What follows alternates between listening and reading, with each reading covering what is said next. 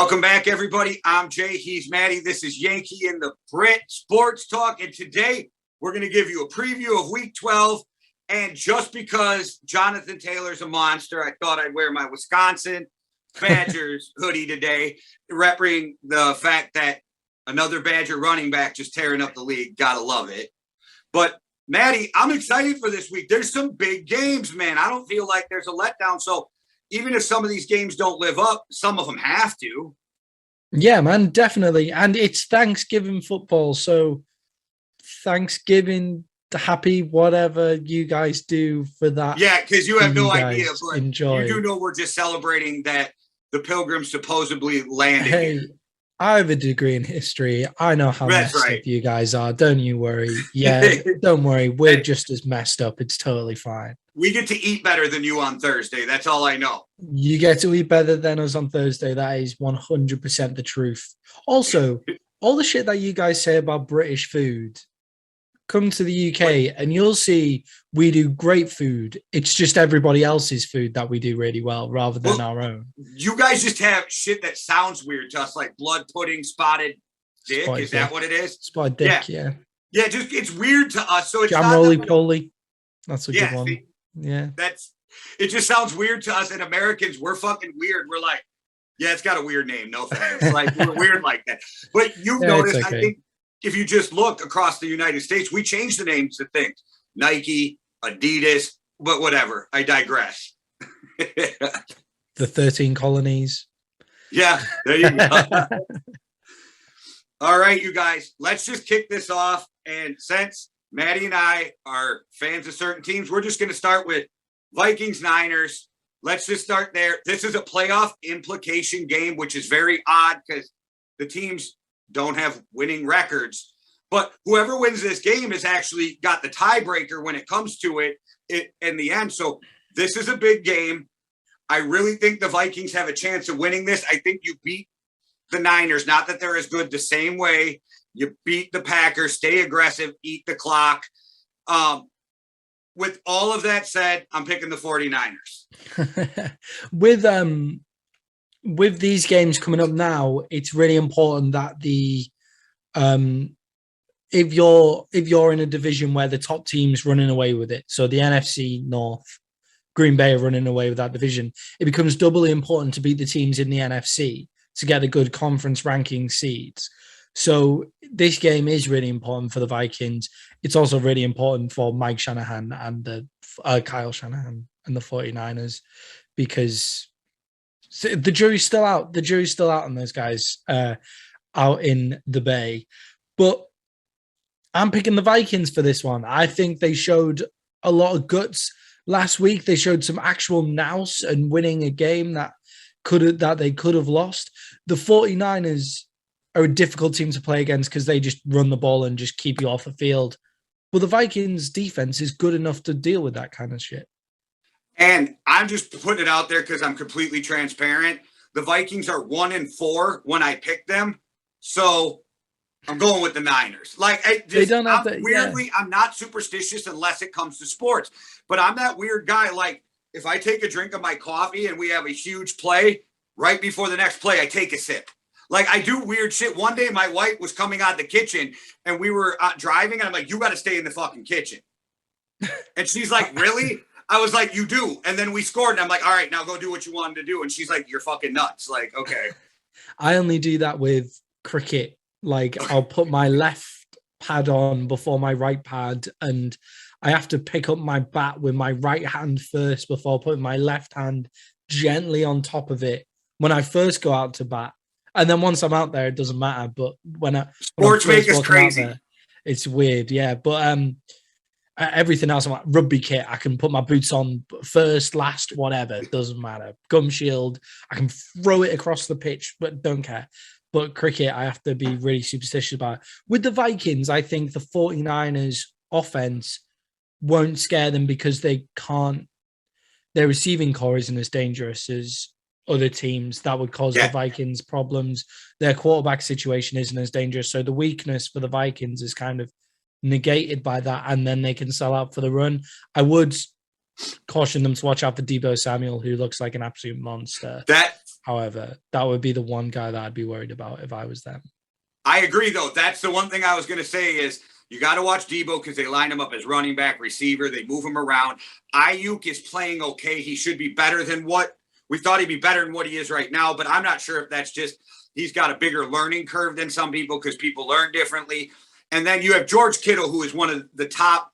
I know they call him a tight end. I say he's an H-back, and I hate to – well, no, I don't. Like Aaron Hernandez was the running back, fullback, tight end. I'm not saying the murder, all that. Yeah. But he plays the same type of football, so I call him an H-back, but he's one of the best tight ends in football. But, I mean, we just played a team that had two teams that have skilled positions across the board. I mean, so the Vikings prove they can win, but you got to keep winning to show the league because the league ain't just going to grant you a win on talent. But I will say that Mike Zimmer said something yesterday that had me excited. Kirk Cousins came out and said he might have been too aggressive on 4 or 5 of those throws. Mike Zimmer said, paraphrasing, fuck that, keep doing it. If you throw an interception, we'll live with it. Keep being aggressive. I love it. Yeah, just they've got to go for it and try and score. Like that's how they're going to win games. And that's how you kind of beat the 49ers as well. Like you've got to be on the pitch. You've got to keep the drives going. You can't just let them be on the pitch and just driving the ball down the field with their running game. Because what is it now? They've had 2 games in a row where they've had 13-minute drives and taken up a whole quarter where they've been on the field or something, 11-minute drives or something crazy. Yeah. Something crazy. So you've got, when you're on the pitch, you've got to do everything you can with it. And that doesn't mean be conservative so you stay on the pitch longer. It means the time you get on the pitch, score, get a fucking touchdown. The 49ers are not a team that are built to come back from a 10, 14-point deficit. So if you can get on them early, it takes away what they want to do because, like you said, they want to run the ball. They want to eat the clock. They want to manage the game. If you can jump out on them, like say the Vikings come out and score quick, 7, you already put them behind the 8 ball if you can get them off the field because they're not a team. But if you let them stick around, they're going to fuck around and win the game at the end. Yeah, it's what the Texans did to the Titans this week. Like, if you just get in front of those kind of teams, then they find it difficult. Obviously, that's an extreme. Like, most times that doesn't happen, but that's the blueprint. Get out in front early, make the most of your play on the pitch, win the toss. That'd be important. Win the coin flip or whatever you guys call it. Win that, and that stands you in good stead. Well, Maddie, let's move on to your Cowboys. Coming off a rough one, but they get the Raiders. They get them at home, which is good. And I'm not going to lie to you, and I ain't going to give you my pick right now because I'm still digesting. Everything in me tells me the Cowboys got this game. They're going to win this game. They're the better team. But something keeps telling, like my gut keeps telling me, stop it. Like, and there's this thing, like, I want to know if your tackle Smith is playing because I was reading stuff, man, when he's out, Dak is just a shell of what he normally is, which makes sense. It's your blind side. But I want to know if he's playing, but I'm still going to make a pick here, but I'm going to let you go first. Apparently he's playing. Okay.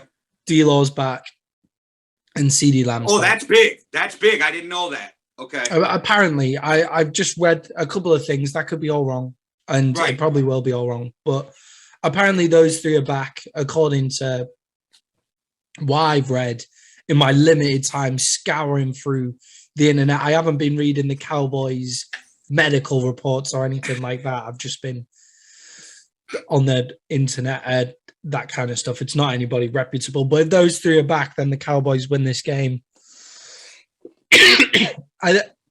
Even with their losses, I don't think they should be at panic stations about it, to be perfectly honest. Like, I've kind of got over like the disappointment of the loss. Yeah, Dak had a shit game, but the offensive line wasn't together at all. And no offense to, because I like Zeke. I rewatched that game and he missed a lot of blitz pickups, and that's not like him. Yeah, and that's not what he normally does. I think the noise hampered them.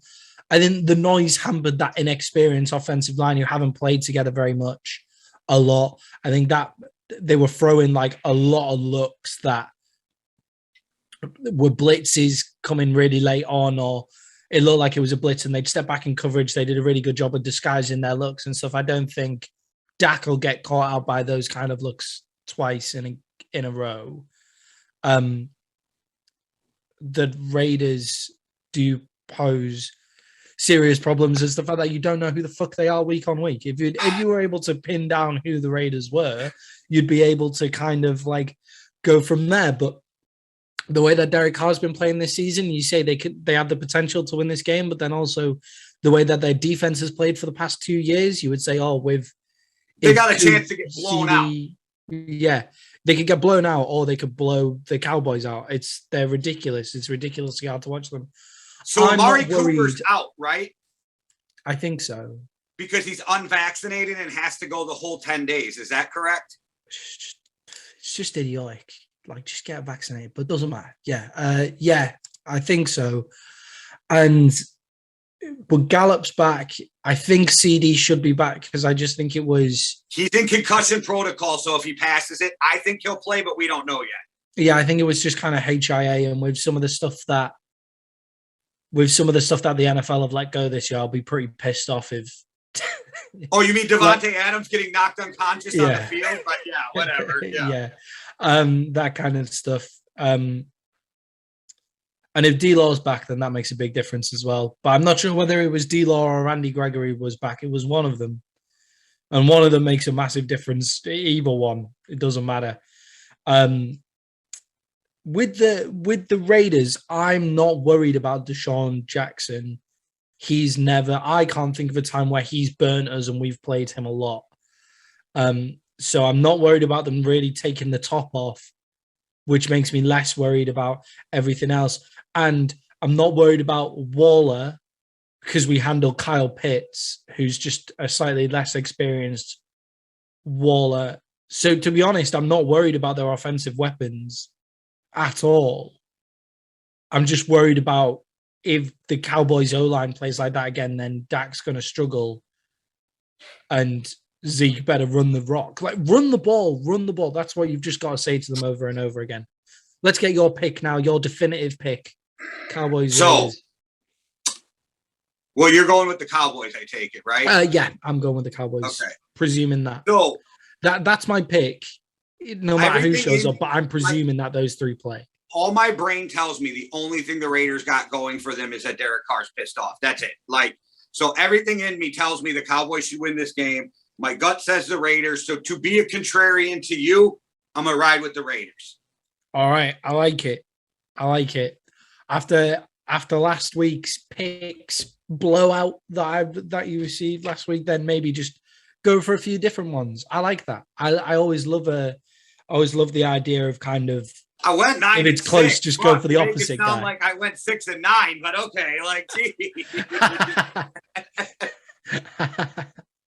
It's just because I only got 3 wrong last week. You know that, right?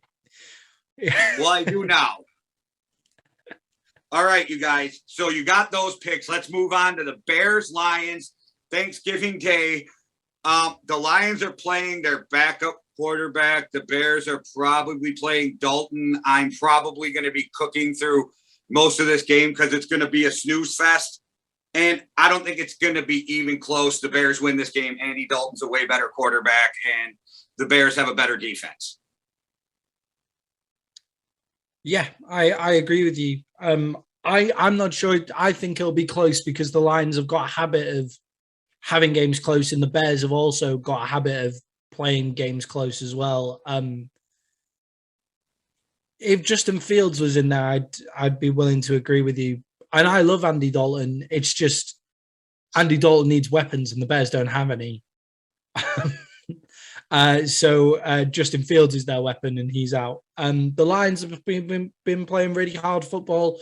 DeAndre Swift has been awesome this season.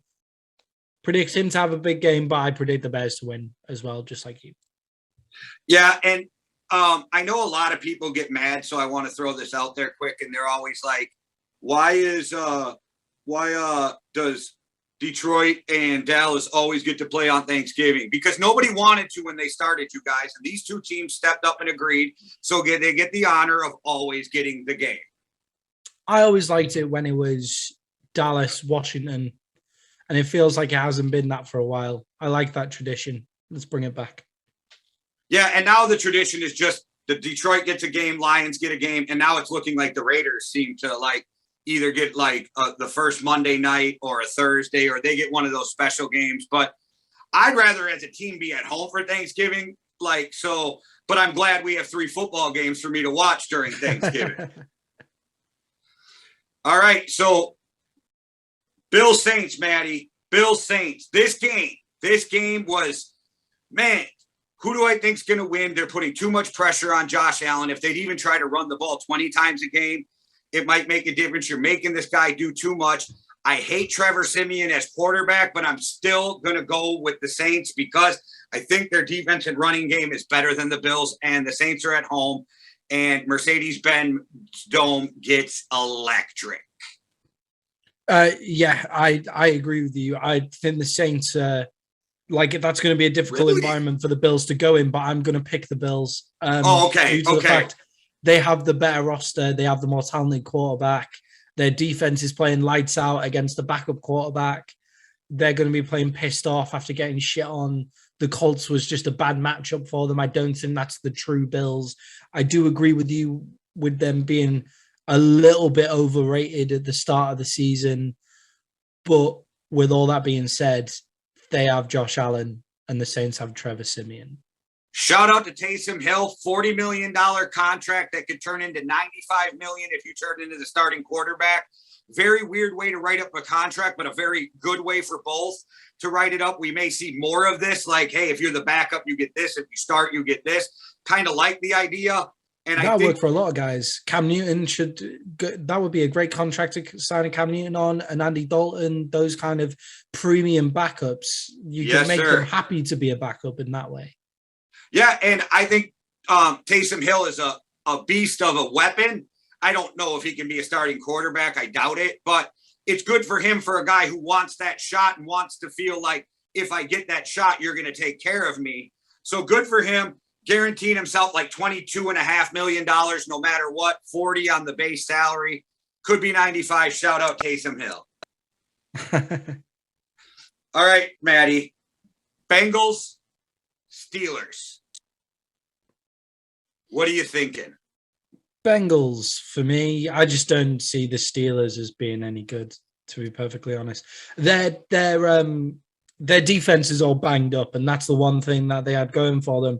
The only reason the game with the Chargers was even close is because that's how the Chargers play football ever since they've been playing football. They just kind of find a way to try and lose the game as hard as they can. And that's the only way the Steelers managed to get into it, a blocked punt and some terrible play calling by the Chargers and that kind of stuff. The Bengals are not as real as I thought they were at the start after the first few games of the season, but they're much more real than I feel like other people think they are as well. Like, the Bengals are a really good football team. When you look at them top down, they just need some offensive linemen and a star or two on defense, and they'd be incredible. I picked the Bengals. I think they have a good team, but I think where people miss it is, dude, they're rebuilding. They got to turn the culture, not only the offensive line, the culture, but that's what they're doing. They're changing the culture as we speak. It's not usually an overnight thing. I think they're trending in the right direction for their organization. Yeah. And I think that you're going to see times where they shit the bed or they outplay what they should have, eat both ways with what they're doing right now. I just think the Steelers are awful, and I think the Bengals win this game. Yeah, the Bengals, if I was the Bengals, I would just attack offensive line this upcoming draft, and then you'll be seen as a lot more viable when you have protection. The Steelers, they just need a quarterback, and they'll be good again. But with their current quarterback situation, I'm picking the Bengals in this one, but it'll be close. Well, on to a game where all the talk is about a quarterback situation, the Panthers-Dolphins, because in both teams, Cam Newton looked pretty good coming out, even though they lost. I don't like the fact that he didn't bring his team with him to the center to celebrate. I don't have a problem with the celebration. I have a problem he did it by himself. But a lot of people are mad at him, and it pissed off some people. But I think that's just people being mad at Cam because he's Cam, and they're going to look for any reason because I still don't understand the hatred for Cam Newton. He's got stupid hair, so they hate him. I don't care that he's got stupid hair. He dresses weird, so they hate him. He's outspoken, so they hate him. He's not a pocket quarterback, so they hate him. It's ridiculous. I think his drip is great. His drip is like what makes him one of my favorite quarterbacks. To be perfectly honest, I got the Dolphins, Maddie. I got the Dolphins. I got the Panthers in this one. I've got the Panthers in this one. I just don't think the Dolphins are all there this year. If Tua's come out game. Tua's had a good season as far as I'm concerned. If I'm the Dolphins, though, considering what I've been able to do with the draft, so like over the past 2 years and manipulating stuff, the Bills and the Patriots are running away with their division. I'm throwing games at this point. I'm keeping that culture. Of you remember the 2 seasons ago where we purposely lost all of those games that we could have won, but we know we could have won them, so we'll win them. I'm losing all those games. Whereas the Panthers, they're still in it. They're still very much in the running for that kind of wild card spot with the Vikings. And I feel like they're finally proving me right the last few weeks. I feel like they're finally proving me right on what I think about Carolina. So I don't have any faith in them. I don't think they're that great of a roster. I think past McCaffrey and Cam, it's your whole offense. So I think they did some great things on the defense, and I think they're building to the right way. I think they need a couple more offensive weapons. And if you're not going to ride with Cam, you need a quarterback, but that's a whole different argument for at the end of the year. I think Cam makes him better than Darnold. And the reason I made this pick is because I really believe Tua is going to show out the rest of the year, because it's the only shot he's getting, and he's got to know it. Like, if I don't do something the rest of this year, I'm going the way of the dodo bird. I'm out of here. I'm extinct. Like, I'm no longer going to have a shot. Look at Josh Rosen. He never got a true shot in the NFL. So, like, I think Tua's looking at that same thing, and I think he's a smart enough kid that goes, I got 7 games to ball out to show another team they want me. I don't know. Josh Rosen got another go the other day, and he threw another pick. So. Well, no, I just mean from Arizona, he never got a real shot, where the Dolphins are doing the same thing. I'm not saying Rosen can play. I'm just saying these guys are first-round picks that they're not even getting a shot, which is baffling to me in the NFL. It used to be you'd ride a first-round pick for 4 or 5 years into the ground before you walked away. So it's a whole different NFL. Yeah, definitely. And, I'm a Tua fan. I think he's playing well this season. I don't know. I don't know. I think he'd get one more shot outside of Miami. I think he'd be a backup. He's going to end up being a Fitzpatrick if he doesn't do something. But that's just my thought. Yeah, I think he'd be the kind of backup that finds a way to play himself into the team, though. That's how I look at it, anyway. Well, onto the NFC East, to a team that just got fucking manhandled last night by the Bucs. Eagles, Giants. I am definitely picking the Eagles, but I will be cheering for the Giants because of the records. I am now in record cheering mode because of where my team is at. And so I will pick the Eagles while watching the game, hoping the Giants win. Hurts is ball. Jalen Hurts is 75% completion percentage over the last 4 or 5 games. Have you compared Jalen Hurts' stats to Lamar Jackson's stats for his first 15 games? I have not. So they're eerily similar. Okay. They're eerily similar, and it's the same kind of shit that everybody criticizes them both for, like their accuracy. It's scary how similar they are. I am picking the Eagles in this one. The Giants aren't altogether a good football team. And that's... No, I agree. But I have to ask you if you agree, just by eye test, not numbers. I think Jalen Hurts throws a better short to intermediate pass, and he throws about as good as a long pass as Lamar. So if mentally he can get in the right state, I think more and more every week, Jalen Hurts is a player. I think Jalen Hurts is definitely, I think he's kind of like has the potential to be that kind of hot and cold baller. Like, I don't see him being consistently incredible all the time, but there'll be games where he just comes out and is unplayable. Yeah, pretty much. Like, there'll be games where he just comes out and is unplayable, and then there'll be games where, but his cold, it's not the same as Colt McCoy, Fitzpatrick, right, Taylor Heineke, where his cold is just fine. It's okay. It won't lose you the game, but his hot will make him unplayable. And the Giants they're just not great at the minute, are they? I do know, and I want to say this little off subject. So Arizona has a bye week. Colt McCoy is going to be sitting because Kyler Murray's coming back. But shout out to Colt McCoy. You balled out for 3 games. You made him 2-1. And I didn't think you were ever going to play football again after that hit you took from James Harrison some years back that like almost killed you. So shout out Colt McCoy. You are the best thing that Kyler Murray could lean on being a backup quarterback. And I think, dude, Cardinals, shout out. That's all. Yeah, smashed it. Yeah, because we're not going to talk about the Cardinals because they're on a bye. Yeah, got you. Right. So on to a game I'm very, very excited for, and I'm very curious to see where you pick. Titans, Patriots. I love this Titans team. I like the way the Patriots are playing right now. I think they're after it.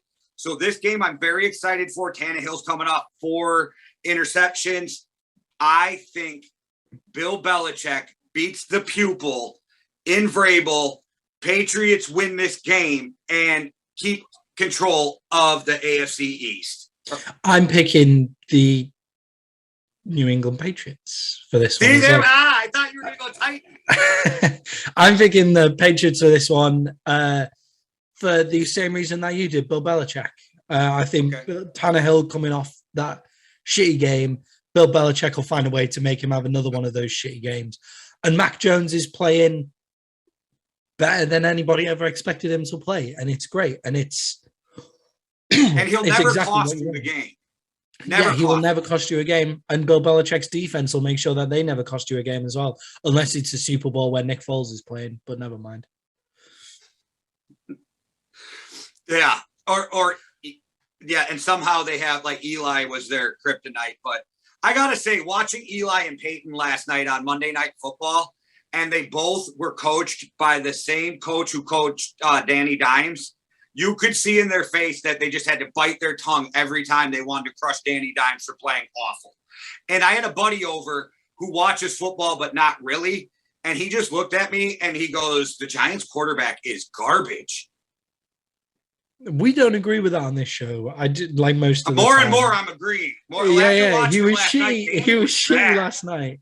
He was shitty last night, but I still think he's got something about him. I've seen too much from him to think that he's. I think it's the Giants. Yeah, me too. There's something poisoning the water in that New York facility because the Jets and the Giants just can't get it. They can't. I don't know. I think if he was in Carolina, that he'd be a different story. Hey, maybe they'll trade for him. They got every quarterback under the sun. So, Falcons, Jags. This was a tough game to pick, not because it's going to be some barn burner. I'm going with the Jags just because I'm going with the Falcons just because I feel like they have a more experienced roster than the Jags. I don't know, though. It would not shock me if the Jags came out and won this game. I'm going with the Jags because the Falcons have more talented players on their roster. But the Jags have got a way of winning the game. They've got a way of winning a game that they can replicate, and that's give the ball to James Robinson. And the Falcons can't defend the run, as proved by their game against Dallas. They can't defend the run at all. And I'm saying that the Jags are just going to run the rock and go from there. But I also wouldn't be surprised if the Falcons ball out and Kyle Pitts has a huge game and all of that kind of stuff. Yeah, I don't disagree with anything you said. And on to the next game that I think is going to be another banger. The Buccaneers, Colts, and both the Buccaneers seem to be back. They played great last night. Like we both said, Brady's Brady, not worried about it. He has a couple shit the bed games every year. He just happened to have them back to back this year, which never happens. The Colts are balling behind Jonathan Taylor. And oddly, as big a fan as I am of Brady and the Buccaneers, I think the Colts win this game. I'm picking the Bucs in this game because when you watch the Tampa Bay Bucs play the run, you can't run the ball against that team. I do agree with you, but I do think they're facing a different type of running team, but we'll see. We'll see. I'm very aware. But the reason that you pick them is the reason that I'm going to pick the Buccaneers, which I found interesting. The Colts don't want their entire offense in the hands of Carson Wentz. And I think that's the right way to go with Carson Wentz. He's a great quarterback.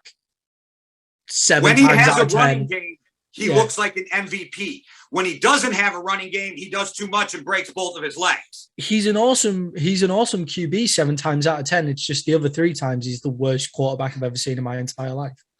Like, that's bad decisions, man. Those interceptions in the red zone, So I'm trying to be so much nicer to him after our conversation with Barrett the other day, but man, I just look at him and I'm just like, if he was my quarterback, I would shit the bed every time the ball was in his hands.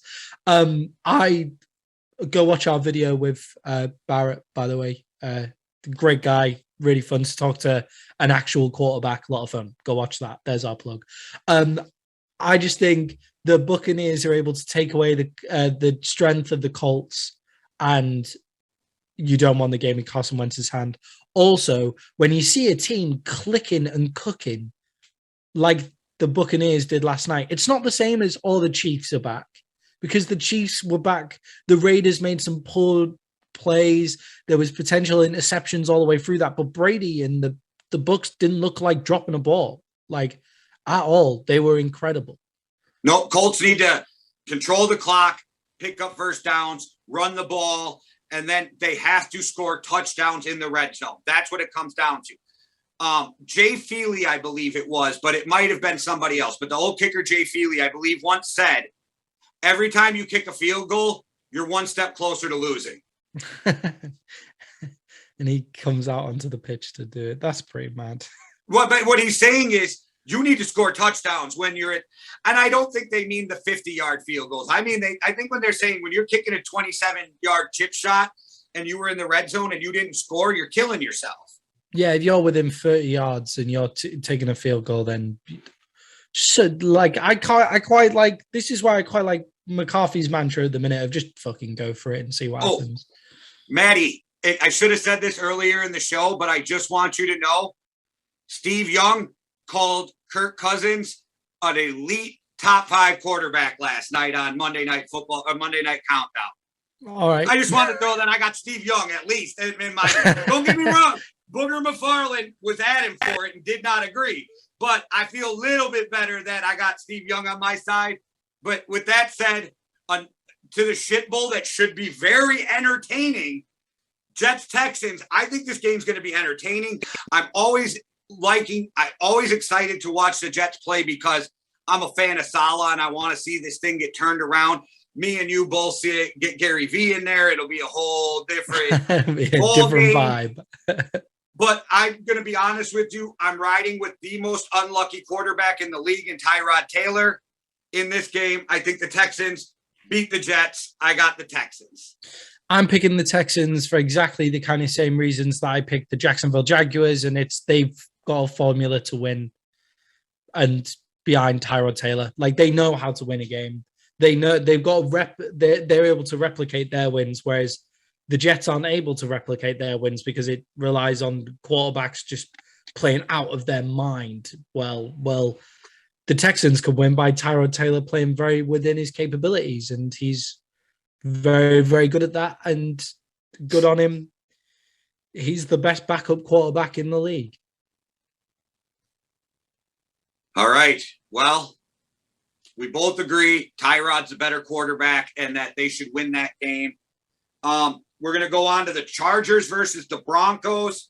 And I don't even need to go into a whole mantra or spiel. Everybody sees what's going on. Chargers win this game, hands down, chalk it up. Yeah, Chargers have got this game for me as well, just because Justin Herbert is an absolute monster.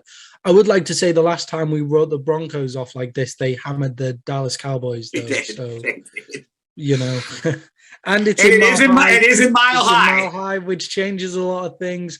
But imagine Justin Herbert's arm in Mile High. That's why I want to. And I am not. This isn't a shot at Herbert because I think he's one of the better young quarterbacks in football. But ride Austin Eckler. Fuck that. Just ride Austin Eckler. That dude is 5'0" of pure muscle that not only does he have great vision, they can't see him coming from behind the line, which makes him even more dangerous. Love Austin Eckler. Feed him the ball. Maddie agrees because he's on his fantasy team. Yeah, ride Austin Eckler running and throwing him the ball because his underneath routes are incredible. That's where he really sets himself apart. I can't believe I didn't put him in my top 5 running backs. That's really upset me. I didn't either, but he's one of those guys you don't think about until after and you go, oh shit, that's right. Yeah, Austin Eckler. You watch him and you just like, that's what happened during the draft for me. I didn't think about him until after. Well, Maddie, I bet you're excited for this game. I know you guys are right in the mix of this, so I don't mean it like that these are the only 2 teams. But right now, this is the biggest game of the weekend for seedings, playoffs, like your standing, because both these teams are right in the mix. Rams, Packers, the Rams have to come in here in a 325 game. It's going to be cold. It's going to be, for you guys, right around 0 or below. For us, 32 or below. It's going to be cold. But I don't know.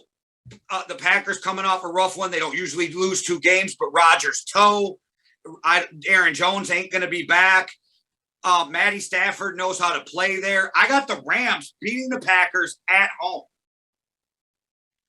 I'm picking the Los Angeles Rams. They're coming off a bye. Really? Yeah, definitely. They're coming off a bye. Odell Beckham's learning the system. Von Miller's in the middle of learning the system. Matty Stafford coming in here. He's not new to the Packers. He plays them twice a week, and he plays pretty fucking well every time. Twice a year. Sorry. We all know what you meant. Yeah, he plays pretty well when he plays up there.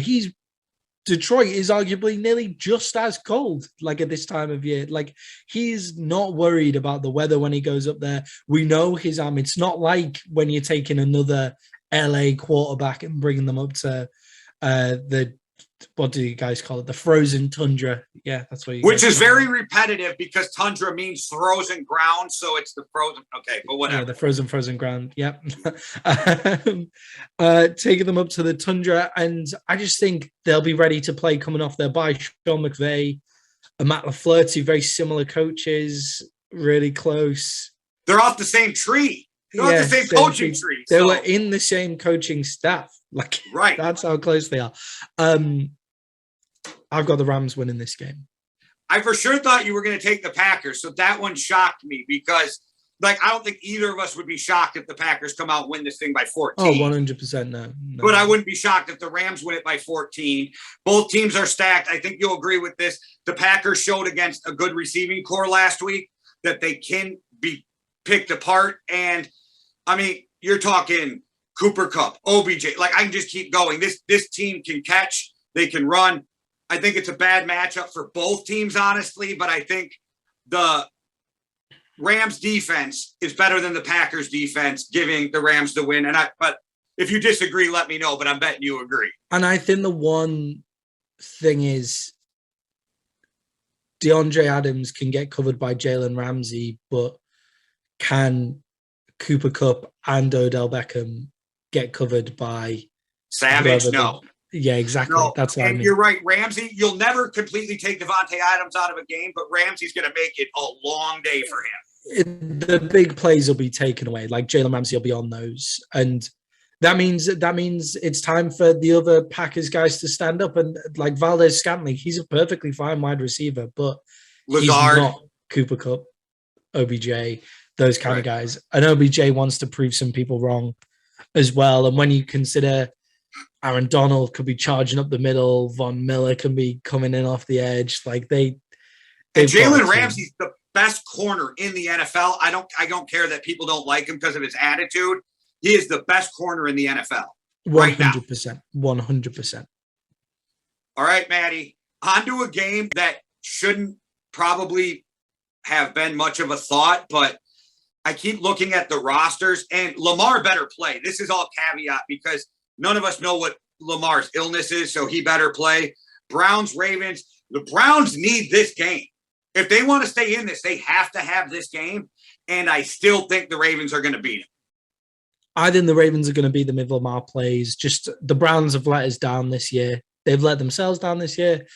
They've let us down this year. They're not the team that everybody thought they were going to be.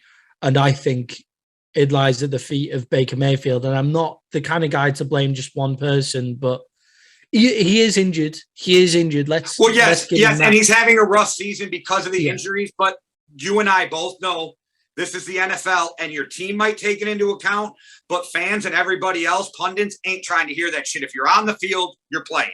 Yeah, exactly. Like, yes, we'll take your injury into account, but only if you're not playing. Like, if you're on the field, you're the best that team has got, you know? Like if he was playing, if his 70% is better than their backups 100%, they need a better backup. Right, that's fair. That's fair. Yeah. So we both got the Ravens in that game. On to a game on Monday night that is very interesting to me because it's both teams. I'm not sure, like always, what team's going to show up, this or that. But after watching the last couple weeks, and I'll probably end up dead wrong because that's what happens. I feel like because they have no weapons, the NFL has, well, they have weapons, but they have no offensive line or defense. So the NFL has figured out Russell Wilson in the Seahawks game this year because they have no defense and the running game struggling. And I got the Washington football team beating the Seahawks at home, Monday Night Football. Taylor Heineke's been playing really well for them. Impressive. That defense seems to be finally figuring out that they have talent. So I got Washington. I've got the Washington football team in this one as well. In a good week for the NFC East in my picks, largely because two of them are playing each other. But, you know, I've got the Washington football team in this for exactly the same reasons as you. I don't believe in the Seahawks at all, really. I just don't think they're with it this year. They haven't got it all together. And Russell Wilson can try as hard as he can, but if he's not got any time to throw and his finger's still a bit sore and they have no defense anyway, then what's the point? Well, Maddie, we made it all the way through. We made our picks, and we actually differed a lot this week. So that's going to be interesting, fun to watch, because a lot of times, like, we're pretty close and only have a few different. This week, I feel like we had a bunch. So it should be interesting. I did just go with the Raiders to make this interesting because, like I said, heart and gut. So wouldn't shock me if you guys come out and blow them out. But I don't know. Something about my gut says Derek Carr is going to have a big day. I'm excited for this week. Sounds like you are also. Yeah, this is a good week of football with a lot of evenly matched teams, and that's really exciting because it means we can go 0-16, which is always fun. Well, everybody who's watching from the U.S. and you're in the middle of your work week, just remember it's a short week that ends with pie and shopping, so it's all good. Happy Thanksgiving for whenever you guys celebrate it. Yeah, it's Thursday, but yeah. Cool. So, happy Thanksgiving for Thursday. Well, thank you very much. It is my favorite holiday because it's football, food, and family, and nobody expects shit from you except conversation.